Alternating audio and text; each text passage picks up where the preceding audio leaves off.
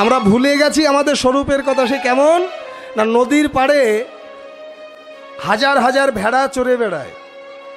একদিন একটা সিংহের বাচ্চা ওই ভেড়ার দলের মধ্যে ঢুকে গেছে। সিংহিনী তার বাচ্চাকে চিনতে না পেরে আবার ঘরে ফিরে গেছে। এবার ওই সিংহের বাচ্চাটা ভেড়ার দলেই বড় হচ্ছে। ভেড়া যা যা করে সিংহের বাচ্চাটাও তাই তাই করে। ভেড়া যেমন ঘাস খায় সিংহের বাচ্চাটাও ঘাস খাওয়া শিখে গেছে। ভেড়া যেমন ব্যাবা করে ডাকে সিংহের বাচ্চাটাও তেমনি করে ডাকা শিখে গেছে। ভেড়া যেমন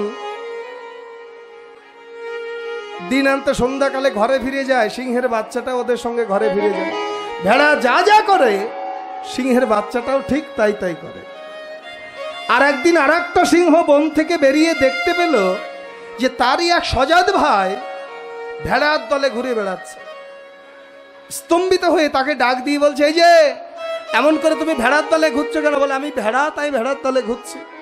বলে, তোমাকে চিনতে পারছো না, তুমি যে বনের রাজা সিংহ, এই ভেড়াকে ধরে খাও, এই স্বরূপটাই তুমি ভুলে গেছো। তুমি যদি নিজেকে জানতে চাও, চিনতে চাও, আমার সঙ্গে চলো। কোথায়? স্বচ্ছ জলাধারে, জলের কাছে নিয়ে এবার বলছে, জলের মধ্যে তাকিয়ে দেখো, তোমার যেমন হাত পা আছে আমারও আছে, তোমার যেমন হাতে পায়ে নখ আছে আমারও আছে, তোমার যেমন অঙ্গে পশম আছে আমারও আছে, তুমিও যেমন আমিও তেমন, তুমিও যা আমিও তা। এই দেখো, আমি হাতির মাথার উপরে উঠে তার মাথাটা ছিঁড়ে ঘিলুটা খাচ্ছি, তুমিও চেষ্টা করো, দেখবে পারবে। সেও তাই করলো।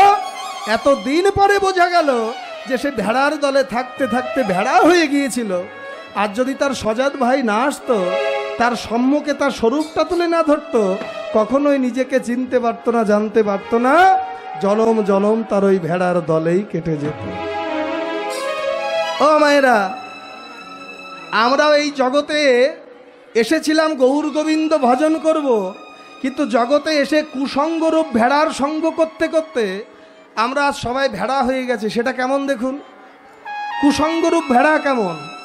হরি নামে 10টা টাকা চাইতে যান, দেবে না। আছেন এমন অনেকে। কি বাবা, আপনারা তো পরিব্রাজক সর্বত্র ঘোরেন, হরি নামে 10টা টাকা চাইতে যান, দেবে না।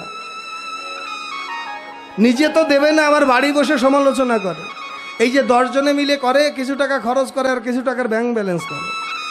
বাবা, ঘরে বসে সমালোচনা না করে একবার পথে এসে দেখো ভক্তের কত জ্বালা।